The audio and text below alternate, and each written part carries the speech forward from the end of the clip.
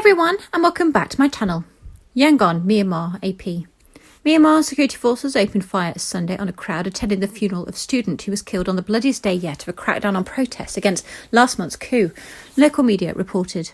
The escalating violence, which took the lives of a minimum of 114 people Saturday, including several children under 16, has prompted a UN human rights expert to accuse the junta of committing mass murder and to criticise the international community for not doing enough to prevent it.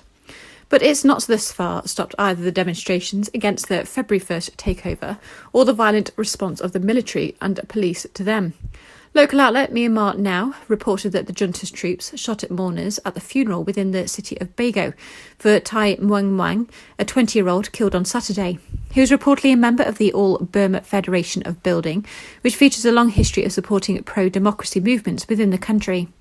According to the report, several people attending the funeral were arrested. It didn't say if anyone was hurt or killed, but a minimum of 9 people were killed elsewhere Sunday because of the crackdown continued, consistent with the Help Association for Political Prisoners, which has been tallying deaths during demonstrations against the coup. Some of the funerals held Sunday became themselves opportunities to demonstrate resistance to the junta. At one in Bamo, within the northern state of Kachin, an outsized crowd chanted democracy slogans and raised the three-finger salute that has come to symbolise defiance of the takeover. Family and friends were paying their respects to Shui Mint, a 36-year-old who was shot dead by security forces on Saturday. The military had initially seized her body and refused to return it until her family signed a press release that her death wasn't caused by them, consistent with the Democratic Voice of Burma, a broadcast and online news service. In Yangon, the country's largest city, meanwhile, mourners flashed the three-finger salute as they wheeled the coffin of a 13-year-old boy, Say Wei Yan, was shot dead by security forces as he played outside his home. The February 1st coup that ousted Aung San Suu Kyi's elected government reversed years of progress toward democracy after 5 decades of military rule. It's again made Myanmar the main target of international scrutiny, as security forces have reportedly fired into crowds of protesters. A minimum of 459 people are killed since the takeover, consistent with the Help Association for Political Prisoners. The crackdown extends beyond the demonstrations. Humanitarian workers reported that the military had administered airstrikes Sunday against guerrilla fighters within the eastern part of the country.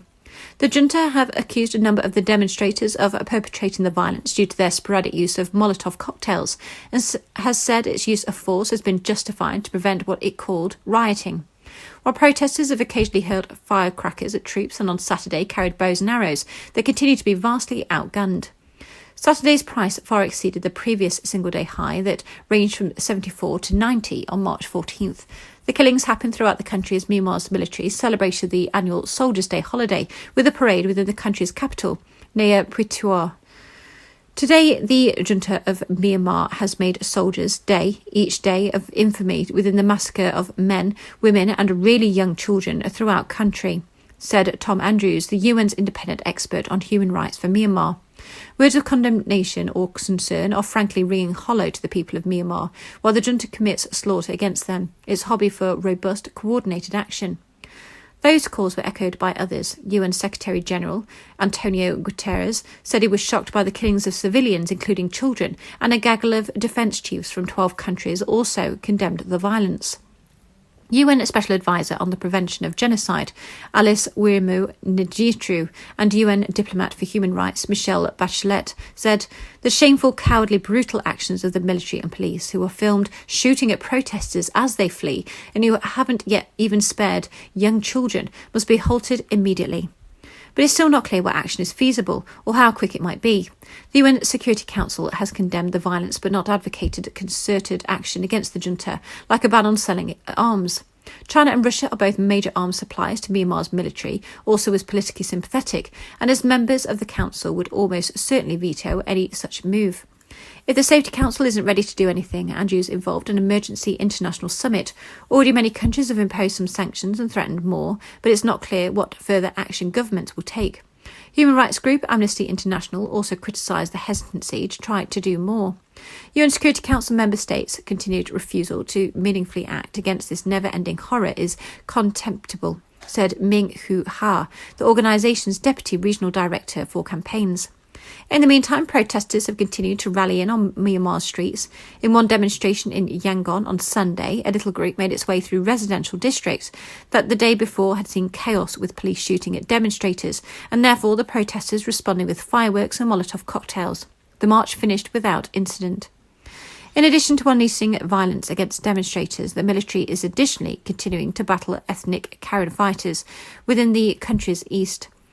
About 3,000 villagers from territory controlled by the Karen fled across the border to Thailand on Sunday after Myanmar military aircraft dropped bombs on a Karen guerrilla position, said workers for 2 humanitarian relief agencies.